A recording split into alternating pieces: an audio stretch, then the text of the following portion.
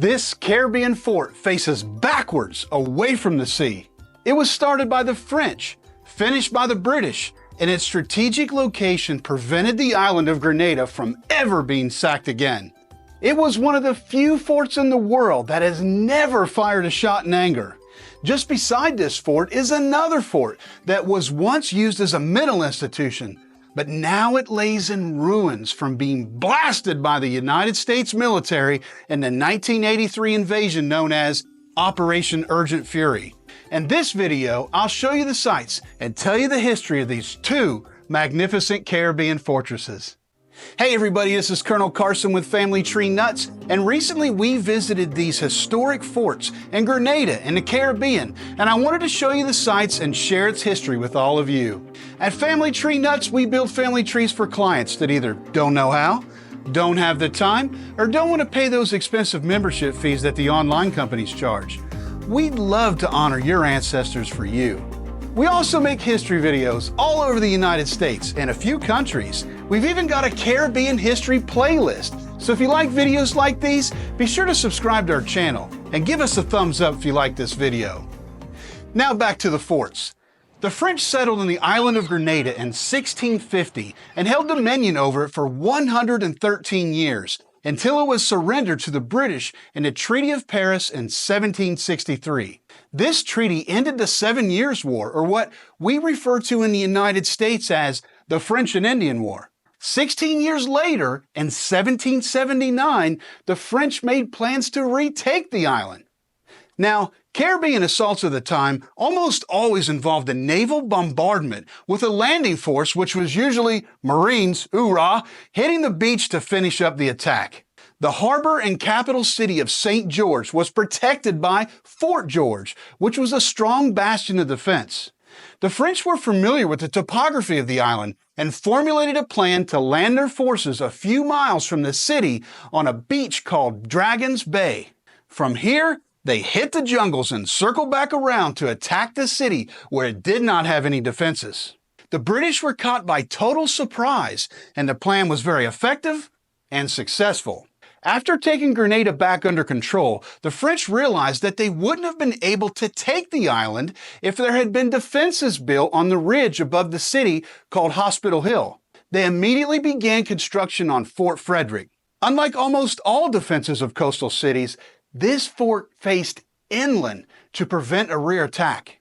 In 1783, the Treaty of Versailles returned Grenada back to the British from the French. This was the same treaty that gave the United States its independence. The Bahamas back to the British, Florida back to Spanish control, and other territorial changes. Today, it is a location with an amazing vantage point of the capital city of St. George and the island.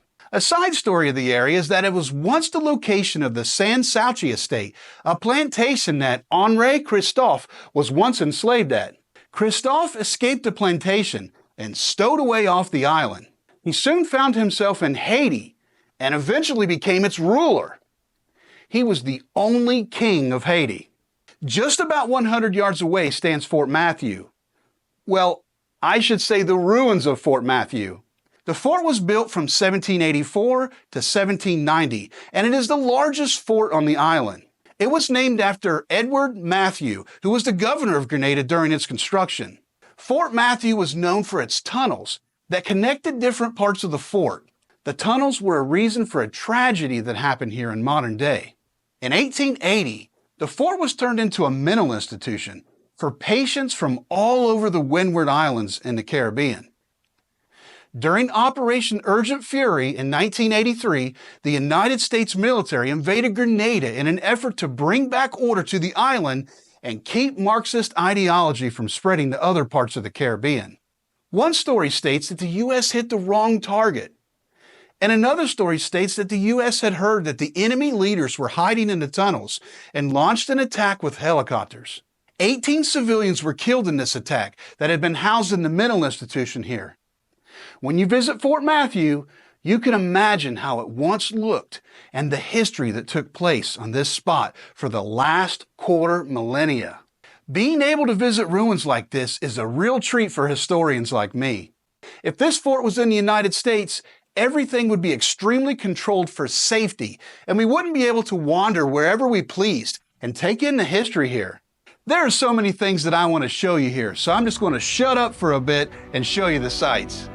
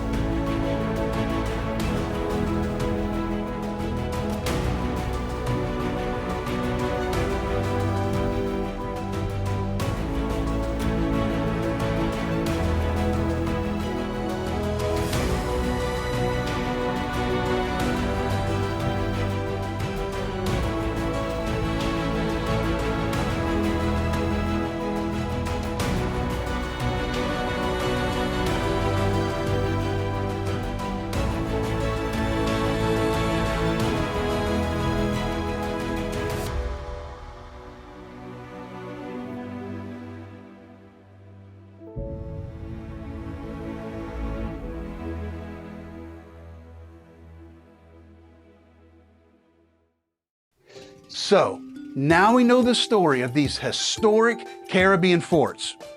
What do you think? Did you know that these historical treasures existed?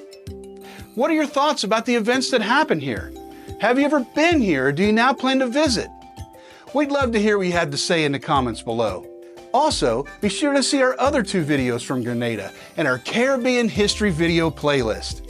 We are proud to share this history with all of you. And remember, family tree nuts, let our nuts find the nuts in your family tree.